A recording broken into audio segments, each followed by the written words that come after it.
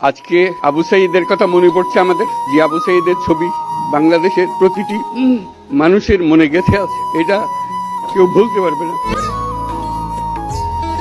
কি অবিশ্বাস্য একটা সাহসী যুবক বন্দুকের সামনে দাঁড়িয়ে আছে, এবং তারপরে থেকে কোনো যুবক, কোনো যুবতী আর হার মানে নাই, সামনে গিয়ে আছে এবং বলছে যত গুলি মারো, মারতে পারো, আমরা আছি।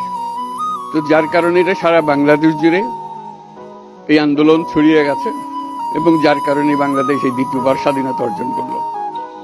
এই স্বাধীনতাটা আমাদেরকে রক্ষা করতেই হবে, শুধু রক্ষা করা নয়, এই স্বাধীনতার সুফল প্রতিটি মানুষের ঘরে পৌঁছাতে হবে, তা না হলে এই স্বাধীনতার কোনো দাম নেই। এই স্বাধীনতাটাকে পৌঁছানো হলে আমাদের শপথ, আমাদের যে প্রতিজ্ঞা, যে আমাদেরকে এটা করতে হবে, ঘরে ঘরে পৌঁছাতে হবে। মানুষ যেন জানে যে বাংলাদেশ স্বাধীন হওয়ার অর্থ